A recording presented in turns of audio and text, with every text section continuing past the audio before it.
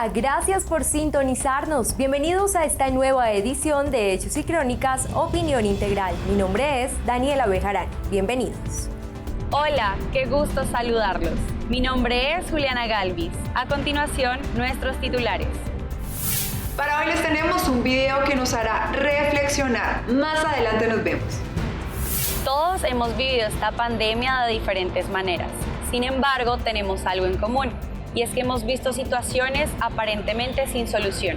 Más adelante nos vemos con un impresionante testimonio. ¿Qué es y qué no es el dominio propio? En el cuestionario, el pastor Darío Silva nos da claridad sobre este importante concepto. Hoy en el Noticiero, el nuevo gimnasio cristiano es sinónimo de alta calidad. Nos vemos más adelante. En la revista Hechos y Crónicas Digital de abril, conozca la importancia de pedir ayuda espiritual en medio de la crisis. Abrimos la puerta de nuestro programa con historias de vidas transformadas gracias al poder de Dios. Adelante, Juliana. Hoy presentamos el testimonio de una pareja de profesionales que después de pasar por situaciones aparentemente sin solución, tuvieron un encuentro personal con Dios. Mejor dejemos que ellos nos cuenten.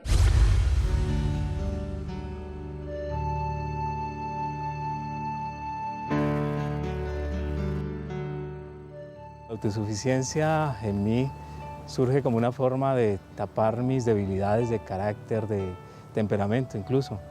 Una persona tímida, una persona que de pronto buscaba relacionarse, pero algo lo impedía. Entonces tal vez el refugio para pues, ocultar esas debilidades fue la lectura.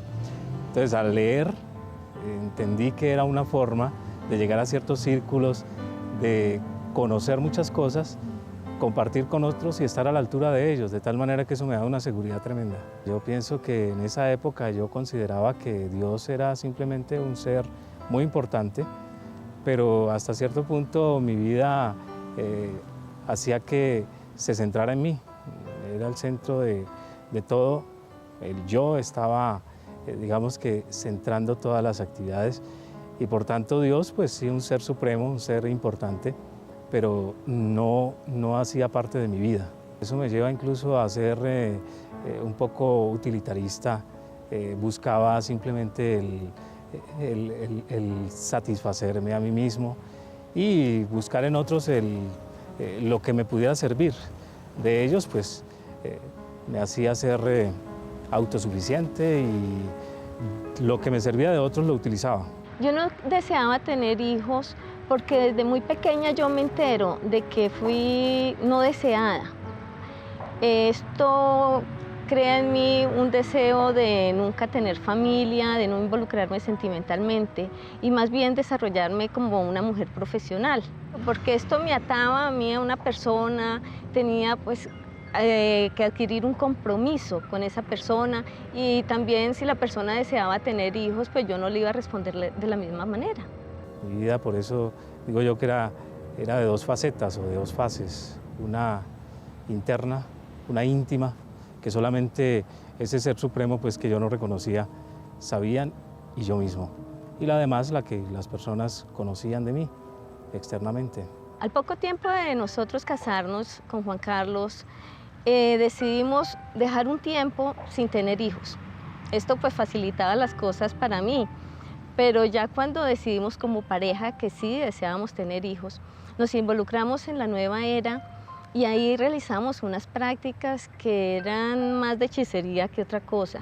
La nueva era me da respuestas a una serie de inquietudes que yo tenía en mi vida, incluso que los libros me habían puesto como interrogantes. La nueva era me dice por qué existe pobreza, por qué existe desigualdad social. Me da respuesta a eso, incluso en el concepto de la reencarnación y toda esta serie de ideologías o principios que ellos presentan, los tomo como verdades. Una de esas respuestas era el por qué no teníamos hijos, no teníamos descendencia. Y optamos pues por la solución que ellos nos daban. Y la solución era muy sencilla.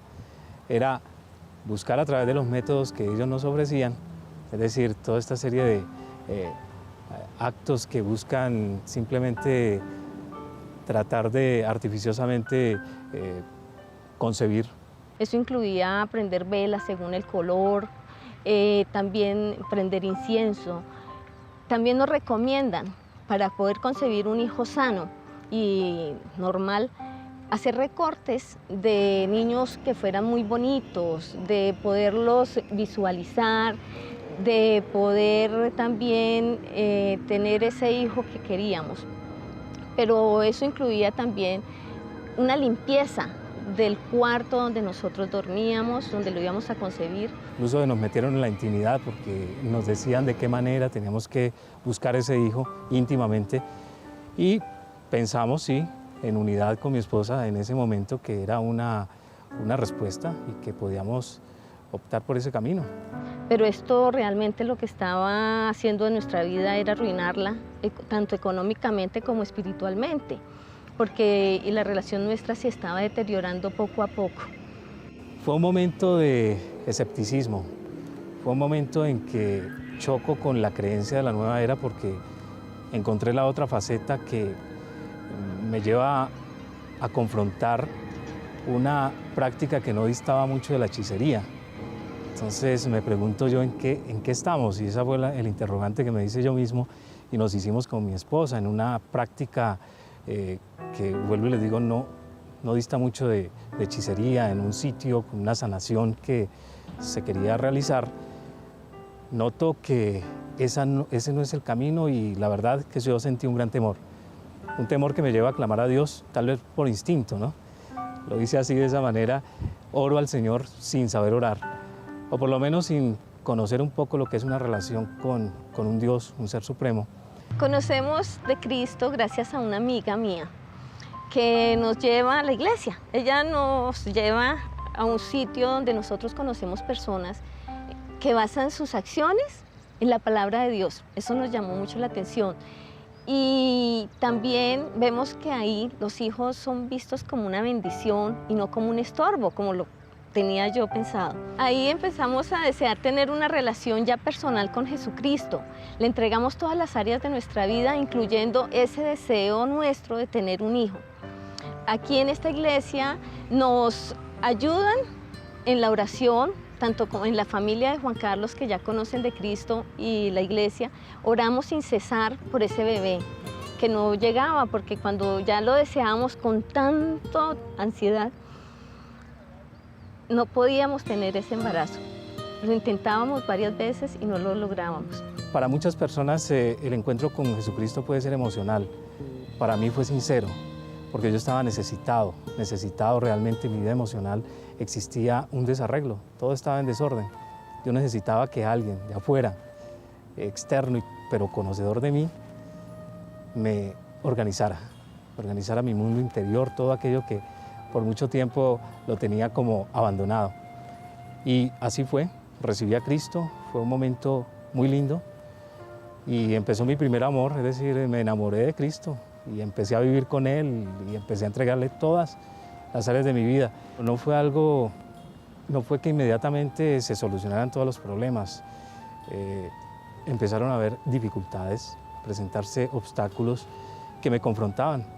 ¿Por qué si recibí a Cristo, si ya me rendí a Él, por qué siguen presentándose los problemas? Y Él me da una respuesta muy sencilla, es que conmigo tienes la solución, pero tú tienes que ceder todo aquello que no me ha cedido. Y había áreas de mi vida que específicamente en la parte sexual, en la parte económica, no le había cedido a Cristo. Entonces Él me decía, yo no puedo entrar a tu casa a administrar si tú no me entregas lo que debo administrar. Tengo a un Dios que es mi amigo, primero que todo es mi amigo, en el cual puedo confiar, puedo confesarle todo lo que siento y puedo decirle cosas que a otros no puedo decirles, sino a Él únicamente. Y Él me da respuestas muy claras en su palabra, en la Biblia. La promesa de Jesucristo, de un hijo, me llega a través de la promesa que Dios le da a Sara en Génesis 18. Pero yo no quiero, apropiarme de esa promesa porque no quería ser una anciana como Sara cuando ella tuvo ese hijo, Isaac. Entonces yo no me apropio de esa promesa. Dios le dice a Abraham que le dará un hijo a través de su esposa Sara. Pero resulta que Dios me la vuelve y me la recuerda en Romanos 9:9. Ahí dice, esta es la promesa, que dentro de un año volveré y te daré un hijo. Sara tendrá un hijo. Yo me olvido de esa promesa otra vez porque yo no me la apropio para mí. Pero resulta que Dios nunca olvida sus promesas y los deseos que Él tenía de bendecirme con un hijo. Y un día, sí, definitivamente Dios me habla a mi corazón, yo lo siento que es para mí, porque uno no puede expresar esto hasta que no lo ha vivido. Y Dios vuelve otra vez en Génesis 18:10, me dice, dentro de un año volveré y te daré un hijo. Y tal cual como lo dijo Dios, así se cumplió. Solo con una diferencia de 10 días. Dios ha cumplido esa promesa ya en mí y me dio un hijo que es muy lindo. La promesa se hace realidad. Él nos da ese hijo y no pueden imaginarse ustedes la alegría tan grande para nuestro hogar, porque Él cumple lo que promete. Y a pesar de que en nuestro tiempo no podamos, digamos que percibirlo, porque es que nuestro tiempo es diferente al de Él. Yo quería que fuera en mi tiempo la llegada de ese hijo, pero fue en el tiempo de Dios, que es bueno. Es un tiempo donde estamos más maduros, conocemos más de Dios, podemos darle un ejemplo a nuestro hijo, podemos decirle a nuestro hijo, imítanos, porque nosotros somos imitadores de Dios. Nosotros decidimos hacerle un cuento al niño para que él conozca pues, de nosotros, de nuestra relación como niños, como jóvenes que nos encontramos en el colegio en alguna oportunidad, estudiamos juntos cuarto y quinto, y después venimos a estudiar, nos reencontramos, decidimos casarnos, y esa búsqueda de un niño se la expresamos a él en ese cuentico. Cierto día, caminando por el bosque, comenzaron una linda amistad y pasado un tiempo, sintieron en su corazón un gran amor y se hicieron novios. Como vieron que su amor crecía cada día más, decidieron casarse. Juan Canario y Torcasonia construyeron un lindo nido en un hermoso lugar en el cual pasaban momentos felices. Se amaban y deseaban extender mucho más su amor. Fue así como pensaron que lo mejor sería compartirlo con alguien más. Juan Canario y Torcasonia, cada vez más emocionados, hacían todo lo que les dijeron hasta que una mañana su sueño, gracias a la bendición de Dios, se hizo realidad al encontrar en Mirlon Pajarillo al hijo que siempre habían buscado para entregarle su amor. Dios cambió todo concepto que yo tenía acerca de la familia, acerca de los niños, porque el niño ha sido realmente un cambio muy favorable para nosotros, nos ha acercado como pareja y de todas maneras yo quiero decirte que a pesar de que tú hayas sido rechazado por tu familia, por las personas, Dios te acepta y Él tiene un propósito grande en tu vida y ese propósito se va a cumplir en tu vida si tú no lo quieras, porque tú eres el único que puede rechazar esas bendiciones que Él tiene para tu vida. No importa tampoco si te han dicho maldiciones sobre ti, también Dios te quiere bendecir. Él siempre quiere lo mejor para nosotros. Si tú le entregas tu vida, esas bendiciones van a llegar a ti. Somos conscientes de que nuestra vida cada día es un constante cambio. Nuestra vida experimenta cada día el superar obstáculos con la ayuda de Dios.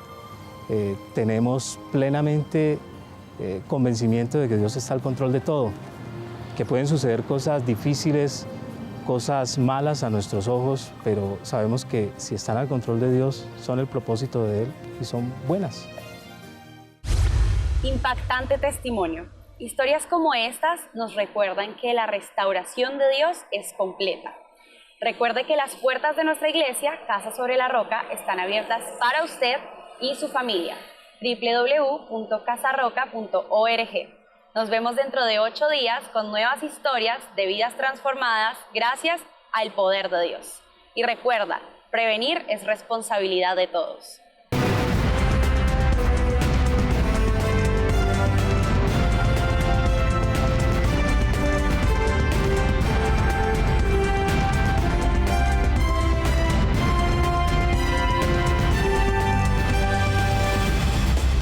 Y es el momento de Vanessa Garzón, que nos trae los mejores estrenos de la música cristiana en la cruz y el pentagrama.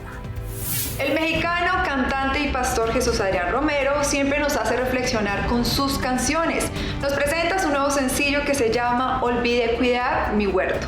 Es una canción acústica que nos dice que todos los días tenemos que cuidar nuestra relación con Dios o si no, se marchita. Veamos el video.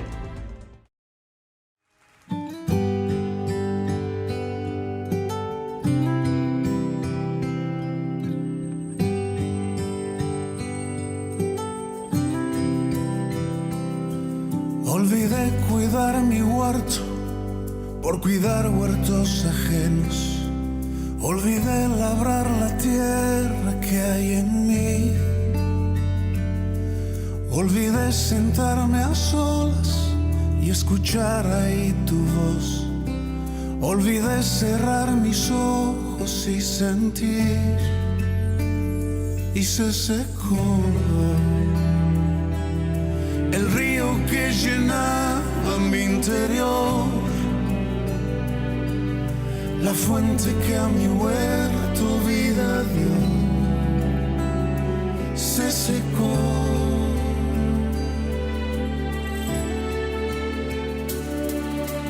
Ven y reposa sobre este huerto que su fragancia perdió. Vuelve a llenarme de tu presencia, ven a saciarme otra vez, sáciame otra vez.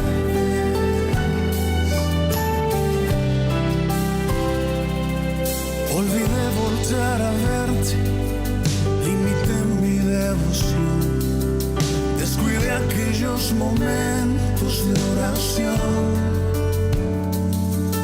Olvidé que detenerme era casi obligación y corría cada día sin control y se secó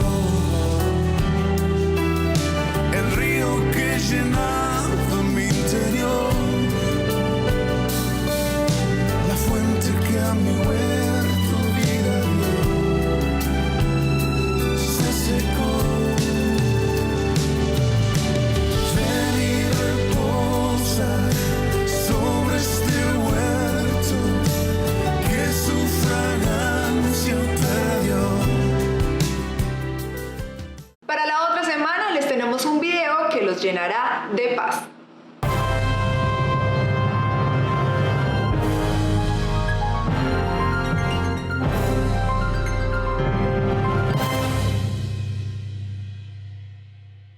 El pastor Darío Silva nos trae un nuevo tema en el cuestionario. Veamos qué nos trae para hoy. Adelante, Mario Margarita.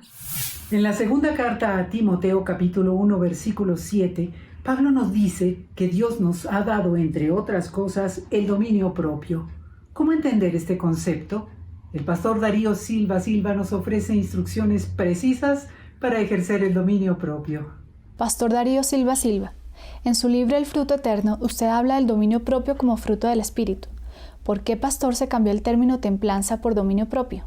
Bueno, lo que pasa con los cambios idiomáticos en las Sagradas Escrituras tiene una explicación sencilla en la realidad que nos enseñaron los estructuralistas, que los idiomas son organismos vivos que evolucionan.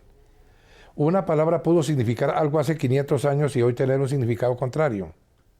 Esa es la virtud de la nueva versión internacional de las Sagradas Escrituras, que ha logrado colocar un lenguaje latinoamericano que se entiende igual desde México hasta la Argentina.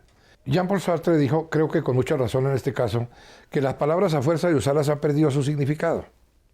Han dejado de decir lo que originalmente decían. Las palabras no significan lo que significan, sino lo que le dicen a la mente y al corazón de las personas. Entonces, templanza, en realidad hoy en día, para gente de la época postmoderna, es muy poco lo que dice. En cambio, la expresión dominio propio define claramente la palabra enkarateia que utiliza el apóstol San Pablo en el texto griego del Nuevo Testamento. Yo creo que eso es una discusión un poco intonsa de por qué se cambian unas palabras por otras. Como lo he dicho tantas veces, lo importante es que cambie el lenguaje sin que cambie el mensaje. No hay que traducir la letra, sino el espíritu de las Sagradas Escrituras. Y yo sí creo que hay que modernizar el lenguaje para adaptarlo a las necesidades de comprensión del hombre de hoy. Pero una cosa es modernizar el lenguaje y otra cosa bien distinta es modernizar el cristianismo. De eso no se trata. Ahora, sobre el dominio propio, que es el tema realmente que nos debe ocupar, sin más especulaciones ni retóricas, el apóstol Pablo, en 2 de Timoteo 1:7, lo dice con tanta claridad. Dios no nos ha dado un espíritu de timidez, sino de poder, de amor y de dominio propio. Una palabra negativa que es timidez y 3 palabras positivas que son poder, amor y dominio propio. ¿Qué es lo que Dios nos ha dado? Lo positivo, no lo negativo. La timidez puede provenir de nuestra propia psiquis, pero puede provenir también de los demonios. Antiguamente decían cobardía, pero realmente, sin discusiones semánticas que tengan mucha trascendencia, es mejor decir timidez si nos atenemos al texto griego original. Entonces allí estamos frente a una realidad. El dominio propio hace parte del carácter de un buen cristiano, de alguien que esté realmente lleno y guiado por el Espíritu Santo. ¿Cuáles son esas ideas erróneas sobre el dominio propio? Hay interpretaciones muy descabelladas sobre lo que significa la encrateria. Pero si nos vamos al libro de Eclesiastés, que es el texto existencialista por excelencia en las Sagradas Escrituras, a partir del versículo 7 me detendré para analizar algunas de las cosas que no constituyen dominio propio. Por ejemplo, el dominio propio no es aguantar hambre. Mira cómo dice Salomón, anda, come tu pan con alegría. ¿Es la palabra de Dios? Algunos piensan que hay que comer pan de dolores para tener dominio propio. Otra cosa que no es ser astemio. Se ha enseñado durante mucho tiempo que el cristiano materialmente no puede probar una gota de una sola bebida espirituosa. Eso pues es una exageración, como todo legalismo. ¿Qué más añade allí el libro que estoy leyendo? Bebe tu vino con buen ánimo, que Dios ya se ha agradado de tus obras. Entonces ser astemio no constituye dominio propio, aunque por supuesto es mejor no tomar una sola copa de ninguna clase de licor. Pero en las Sagradas Escrituras no aparece una prohibición expresa sobre el uso de bebidas. Lo que ocurre es que las Sagradas Escrituras reglamentan las bebidas, específicamente el vino, como un complemento alimenticio y no como una bebida alcohólica. Sigo leyendo. Que sean siempre blancos tus vestidos. Entonces no es vestirse mal. Algunos consideran que tienen mucho dominio propio porque compran ropa de segunda y cosas así, ¿no? O porque andan con vestidos raídos. Eso es un error. Vestidos blancos en la época de Salomón significa ropa de gala. Y yo creo que Jesucristo mismo, que usaba un manto inconsútil, que los soldados romanos se lo jugaron a los dados, nos da un ejemplo de que uno puede vestir decorosamente. ¿Qué más dicen? Que nunca falte perfume en tus cabellos. Yo he escuchado personas que piensan que el dominio propio consiste en que uno no puede usar ninguna clase de colonia, ni los hombres ni las mujeres. Y por eso algunos tienen olor a santidad, porque ni desodorante usan, porque esos son signos de que son muy austeros, de que llevan unas vidas muy sobrias, muy dedicadas a la santidad. Esas son distorsiones terribles de la palabra de Dios. Y luego, ¿qué más añade? Goza de la vida con la mujer amada. Cada día de la fugaz existencia que Dios te ha dado en este mundo. Entonces tampoco el dominio propio es abstinencia sexual. Porque las viejas ideas gnósticas están infiltradas en el cristianismo de hoy. Entonces allí lo tienes, mira. No es aguantar hambre, no es ser astemio, no es vestirse mal, no es falsa modestia y tampoco es abstinencia sexual. Así de sencillas son las cosas. ¿Y cuáles son los conceptos acertados en torno del dominio propio? A mí me parece que el apóstol San Pedro pone las cosas en su sitio cuando en su primera epístola, el capítulo 4 y el versículo 7, dice con tanta claridad que nos mantengamos sobrios y con la mente despejada. Otra vez el valor de las palabras. Sobriedad no es ascetismo. El ascetismo no es cristiano. Aquí no dice manténgase ascético. El ascetismo es oriental. Es privarse de las cosas buenas de la vida para agradar a los dioses. El cristianismo no dice eso, sino que nosotros debemos disfrutar las cosas buenas que Dios ha creado para nuestro propio beneficio. ¿Cómo? Con equilibrio y balance, es decir, con dominio propio. Mantenerse sobrios. Lo que pasa es que hoy a la gente se le han enseñado algunas cosas erróneas. Dentro de la teología de la prosperidad, que es una exageración colosal, algunos ya no le están pidiendo al Señor dominio propio, sino con dominio propio, como dice don César Fernández, distinguido periodista colombiano. Pastor, enumere por favor esos aspectos de los cuales habla el libro de Eclesiastés respecto del dominio propio, por ejemplo en el caso de la comida. Lo que dice San Pablo en 1 Corintios 6:13, los alimentos son para el estómago y el estómago para los alimentos.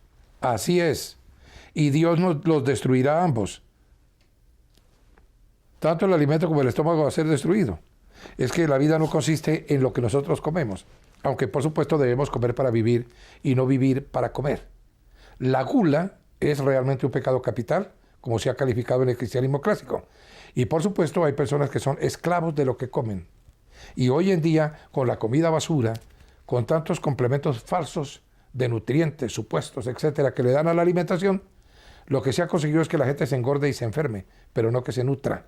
Entonces, nosotros podemos practicar el dominio propio en la comida cuando entendemos que todo lo que nos hace daño es pecado.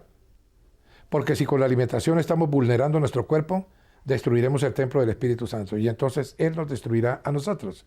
Las glotonerías y los excesos y las comidas incluso sanas que les sirven a unos organismos y a otros no, hay que codificarlas de tal manera que sean las adecuadas para mí. De esa manera practicaré el dominio propio en lo que como. Y en la bebida, porque se tiene la idea de que la Biblia prohíbe toda clase de bebidas alcohólicas. Sí, esa idea tiene su interpretación más moderna, por así decirlo, en el famoso movimiento de la santidad, que llevó al submovimiento de la templanza de los Estados Unidos de América. Como esa sociedad se había convertido en la comunidad de alcohólicos más grande del mundo, entonces en las iglesias, con sanas intenciones, se llevó a la gente a que fuera moderada en el consumo de bebidas alcohólicas. Discípulos principalmente de John Wesley y de Charles Finney llegaron al extremo de predicar la abstención total de bebidas. Entonces hasta se prohibió en las iglesias dar el vino, que tradicionalmente se utilizaba. Ahora creo que casi todas dan Kool-Aid de uva, lo cual realmente no es bíblico, porque en la Biblia lo que se consumió, por ejemplo en la cena con el Señor, es vino. Eso nadie lo podrá cambiar. Ahora bien, como lo he dicho anteriormente, el vino es una bebida alcohólica, pero en el contexto bíblico no es eso, sino un complemento alimenticio en dosis moderadas. Sabemos que es dispéptico, vasodilatador, diurético, etc. Que la famosa dieta mediterránea lo contiene. Pero por supuesto sobre su abuso la Biblia es muy clara. El apóstol San Pablo dice: los borrachos no heredarán el reino de Dios. No se embriaguen con vino, que en el vino hay disolución, sino sean llenos del Espíritu Santo. Equilibrio y balance. Observemos cómo el propio Salomón, que nos dijo en Eclesiastés, beban el vino con alegre corazón, nos hace la descripción más precisa de eso que en mi país, Colombia, llaman guayabo, y en otros países cruda o resaca, que es el efecto de las borracheras. En Proverbios 23, a partir del versículo 29, hay un videotape de un borracho en acción al otro día de su borrachera.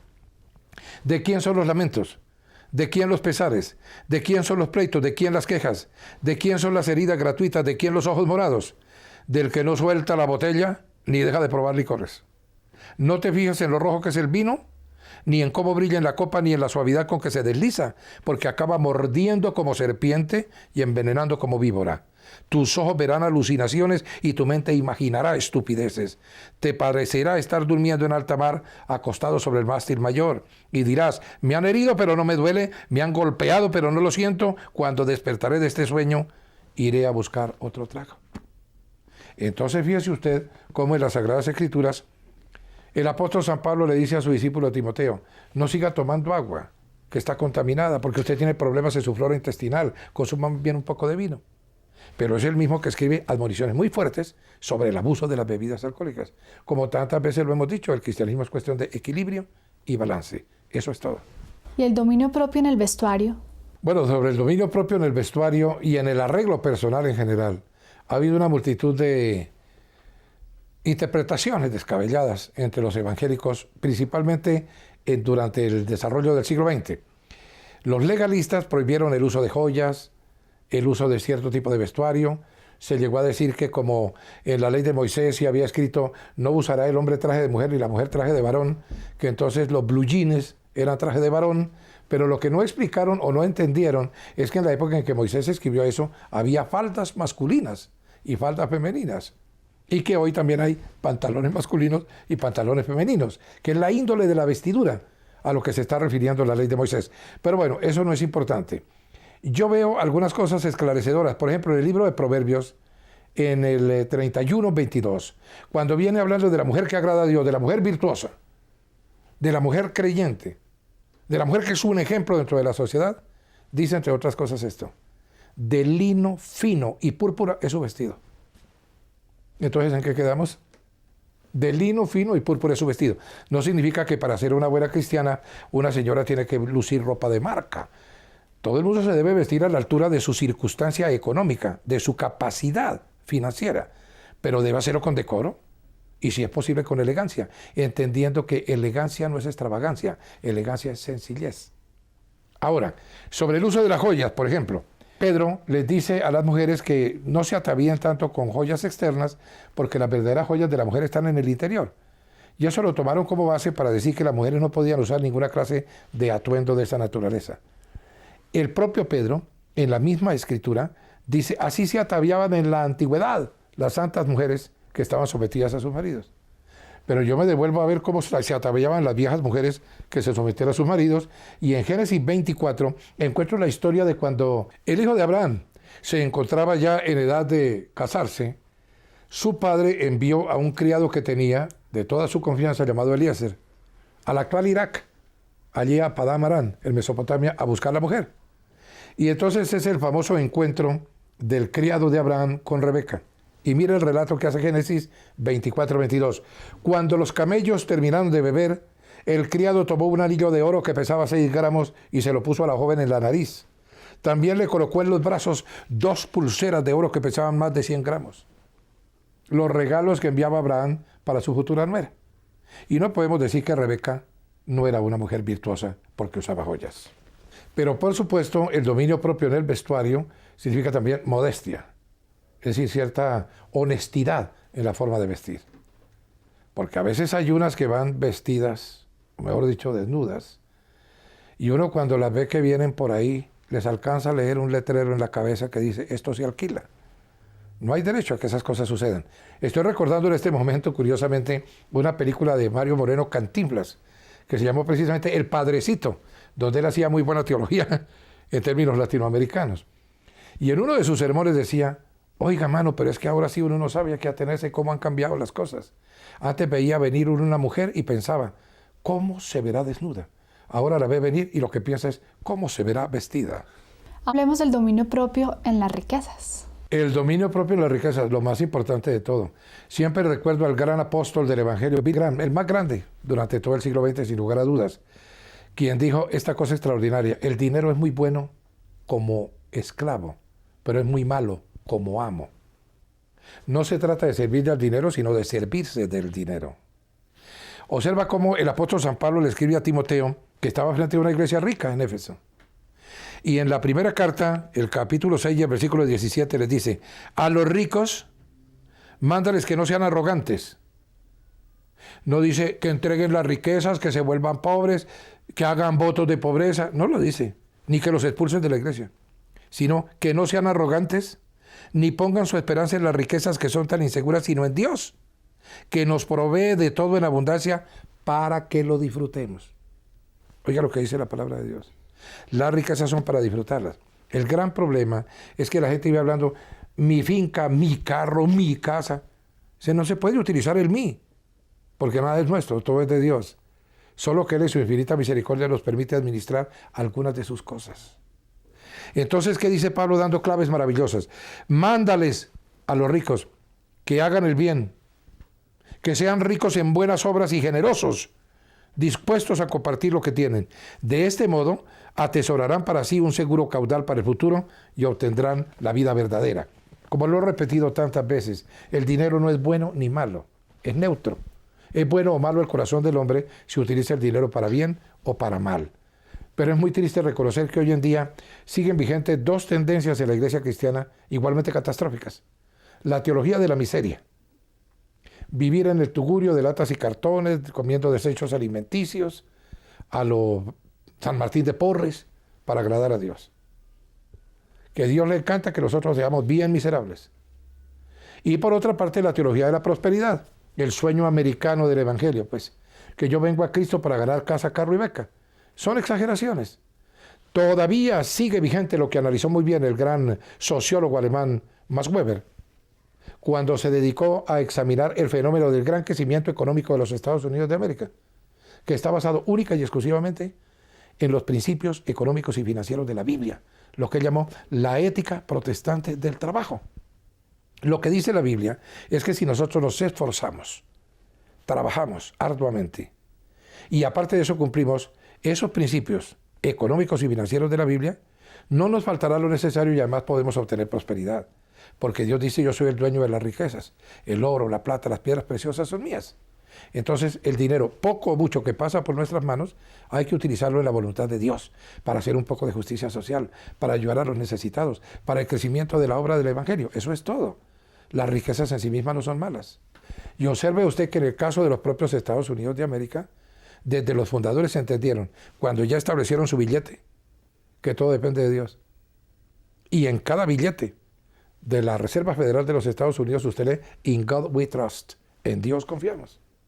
No en el billete, sino en el Dios que da el billete.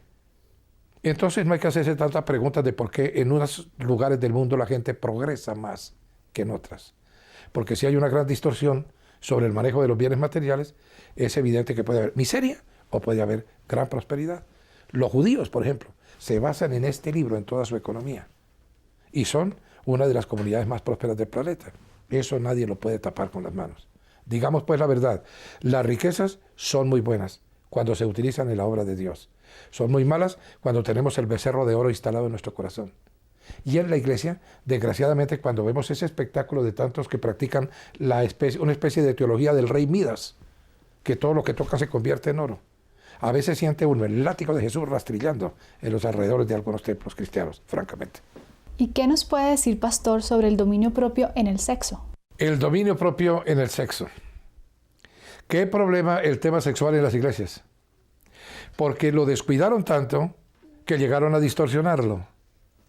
Por supuesto, a veces da la impresión, como se ha repetido aquí en este mismo programa y en esta misma sección de cuestionario, de que algunos pensaran que Dios dotó al hombre y a la mujer de unas hormonas muy fuertes y después les prohibió que las usaran. Porque si las usaban se iban a tener las consecuencias. Como lo ha dicho entre muchos comentaristas Tim LaHaye, de tanto prestigio en el mundo evangélico occidental, el sexo en la voluntad de Dios es la experiencia más hermosa de la vida humana. El sexo es bueno, fue creado por Dios, pero Dios reglamenta lo que crea. Y el sexo está reglamentado por Él en la pareja monógama heterosexual. Repito, pareja monógama heterosexual. Y dentro de esa pareja, entender que el cónyuge no es solamente el deber, sino también el placer.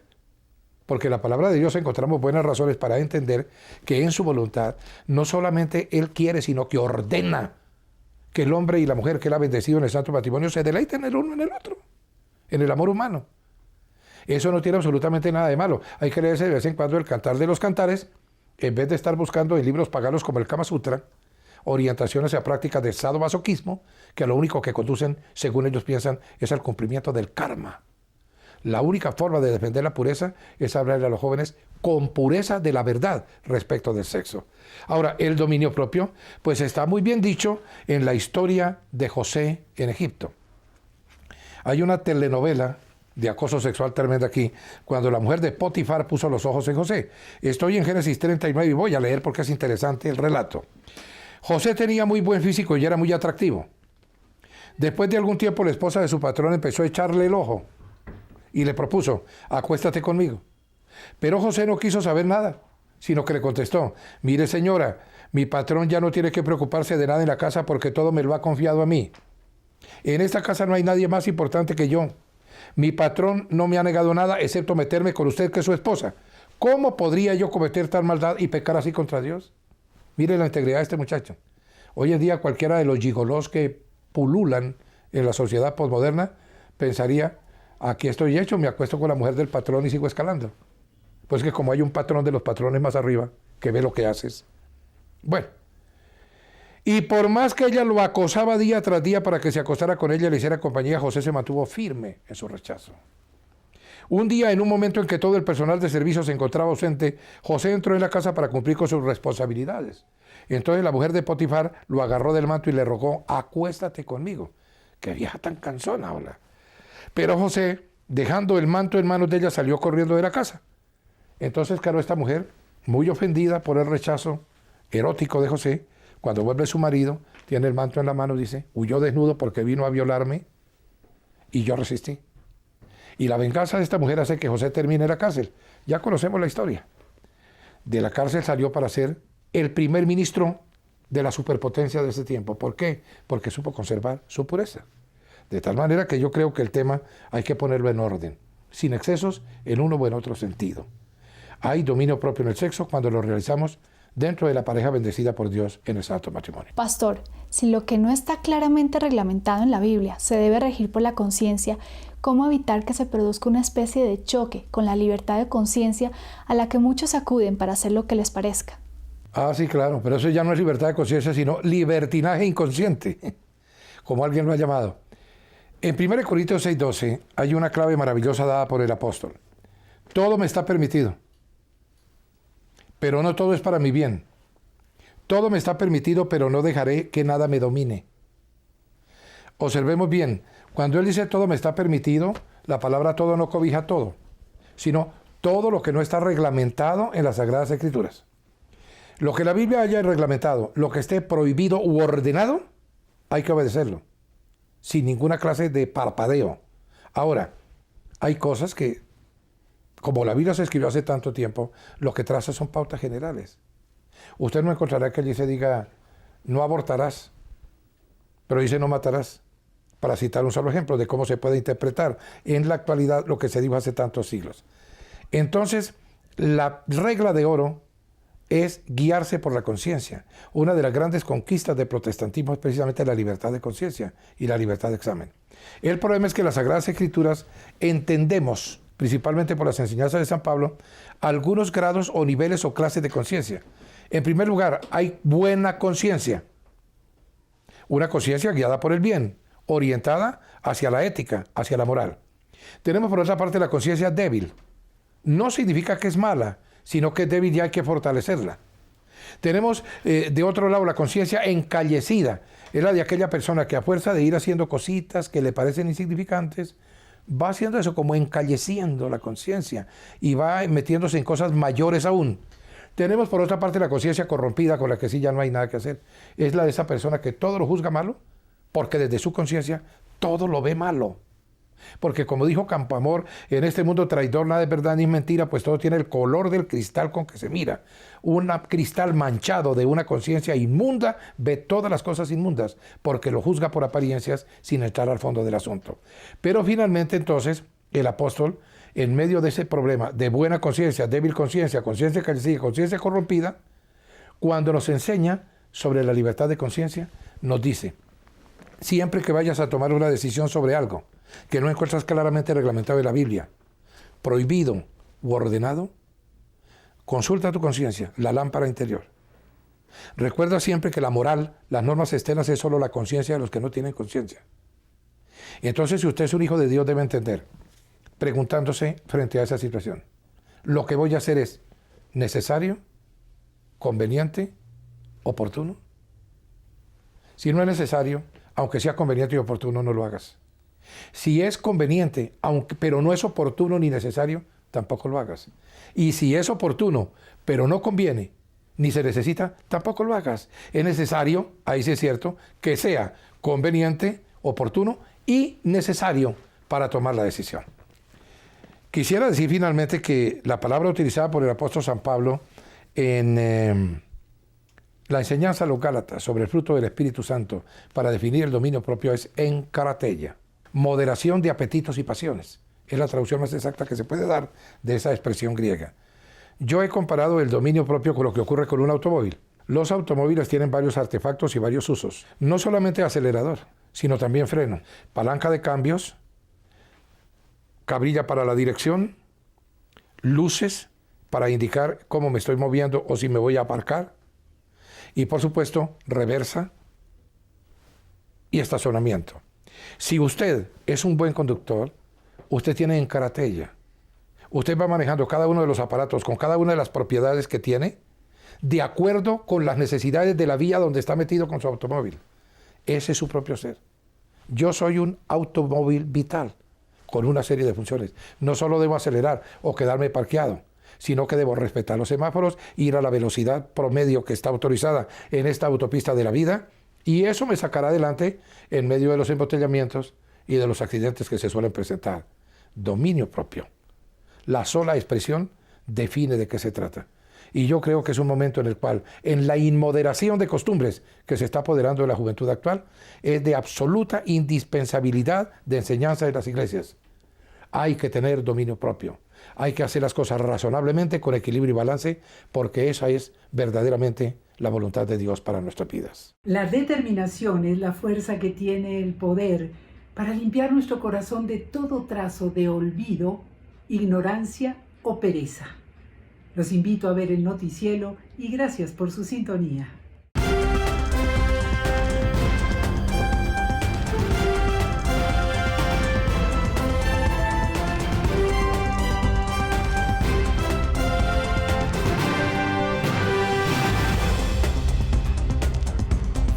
Más adelante en el noticiero, el nuevo gimnasio cristiano en el ranking de los mejores colegios de Colombia. Esto y mucho más en el noticiero. Hechos y Crónicas tienen la mejor información, por eso llega el noticiero con Camila Chaparro. Las noticias de Colombia y el mundo a continuación.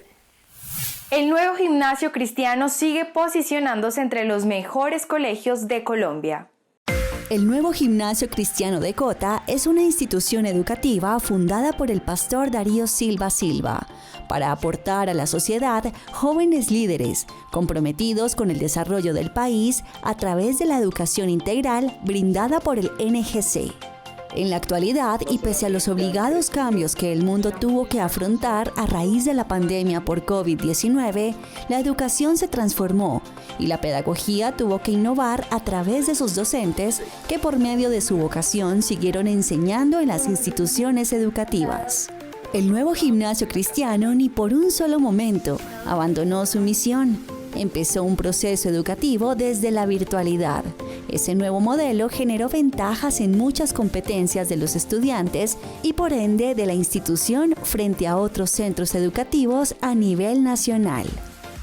Los resultados de las pruebas de Estado Saber 11 evidencian esto. El nuevo gimnasio cristiano se ubicó en el puesto 102 de 13.000 colegios públicos y privados en Colombia. Este ranking destaca a aquellos colegios que innovaron sus modelos pedagógicos, invirtieron en tecnología y recurrieron al ingenio para garantizar la educación de sus estudiantes en medio de la peor pandemia del último siglo. Alejandra de Llanos es la rectora del NGC.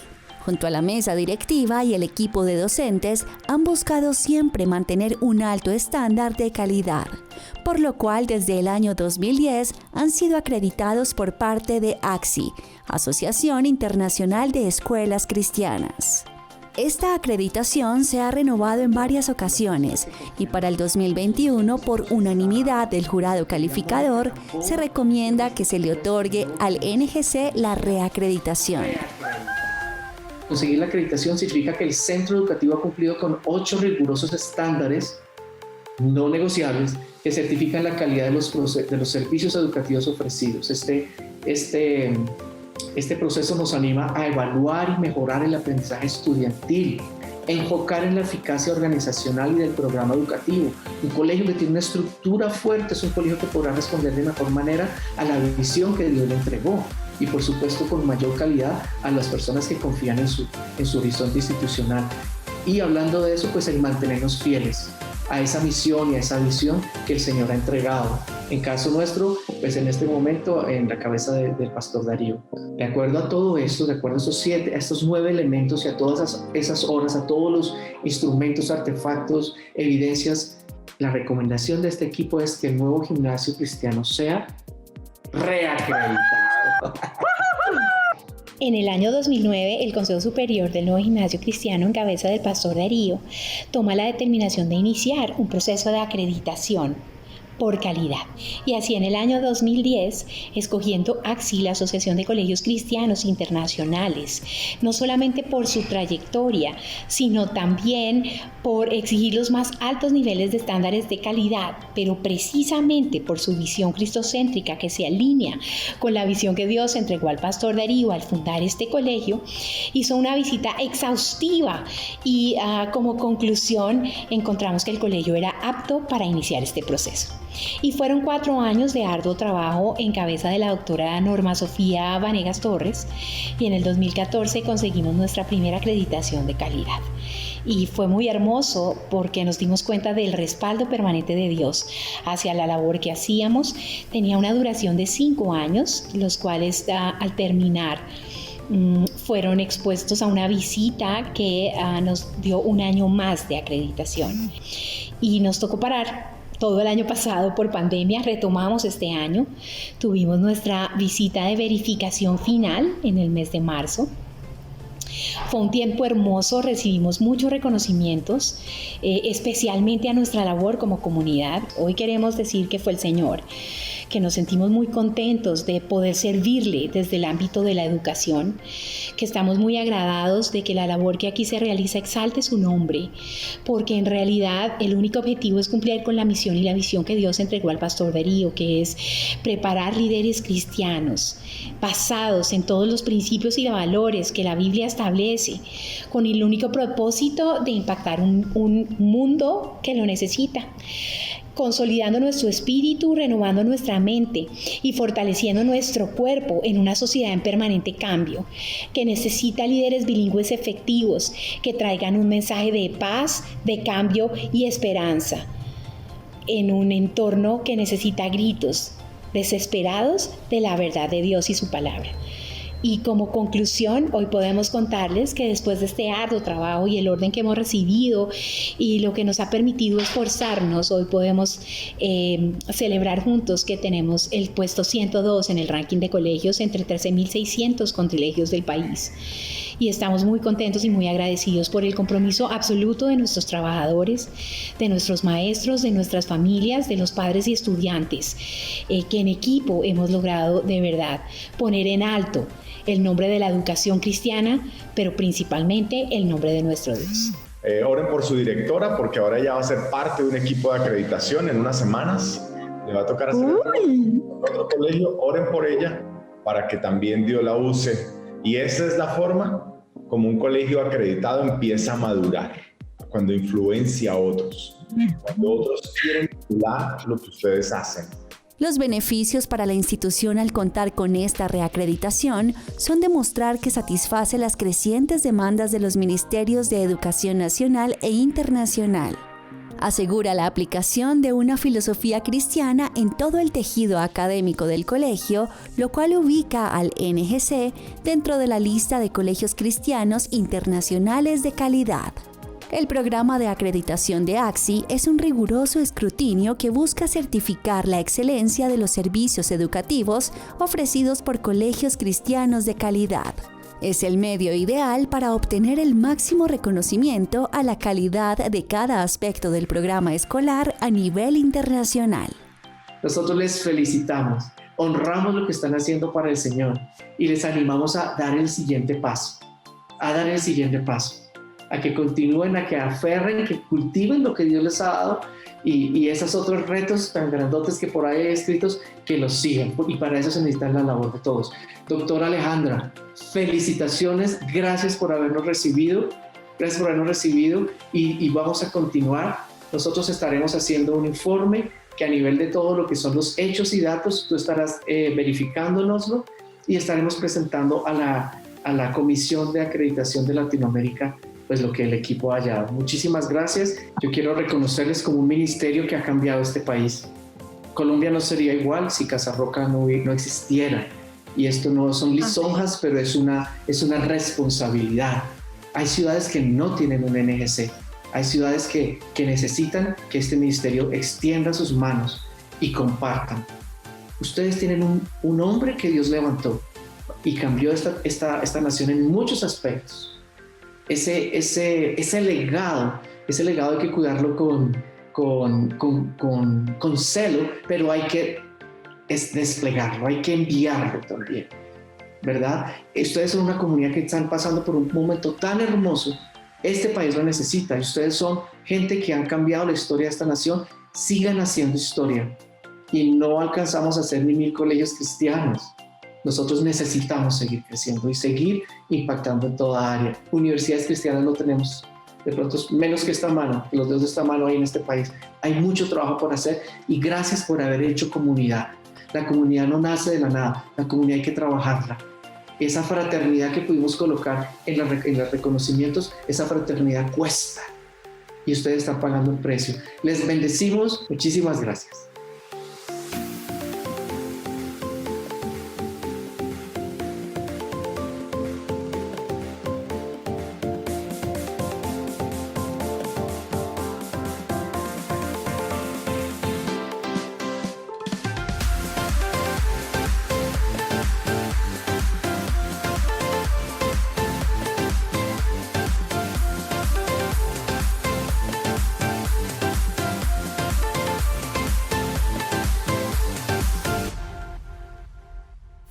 Cada mes, la revista Hechos y Crónicas, Opinión Integral, nos trae temas de actualidad a la luz de la palabra de Dios. Veamos. La necesidad del alimento espiritual en aquellos momentos donde la crisis parece estar sobrepasándonos es una alerta para la vida cristiana. En la edición de abril de la revista Hechos y Crónicas Digital, conozca la importancia de levantar la mano para pedir ayuda espiritual sin que sea motivo para avergonzarse. Recuerde que es de valientes y humildes ser conscientes de que no podemos solos. Lo invitamos a ingresar a nuestro portal www.revistahic.com para que descargue la edición de abril en formato digital. La próxima semana espere más temas de interés para usted y su familia y visite las redes sociales. Estamos como @revistahic. No hay mejor refugio en nuestro día que un tiempo de oración. Por eso llega el espacio favorito de ustedes, nuestros televidentes, un tiempo con nuestro director. Por tu mandato, oh Dios, la luz se hizo realidad. La luz visible que da brillo a tu creación y la luz de la verdad que ilumina nuestra existencia como criaturas tuyas. Brillante estrella de la mañana, permite que tu luz resplandezca en nuestro corazón, para que conozcamos la gloria de Dios que irradia del rostro de Cristo. Amén. Hemos llegado al final de esta edición de Hechos y Crónicas Opinión Integral. Gracias por acompañarnos. Sabemos que quiere revivir en casa los mejores momentos de nuestro programa. Por eso le enseñamos cómo hacerlo. Es muy fácil. Solo tiene que ingresar a www.hechosycronicas.tv. Allí encontrará todo el contenido. También lo invitamos a que se suscriba a nuestro canal de YouTube y por favor síganos en nuestras redes sociales, Facebook e Instagram. Bendiciones para todos.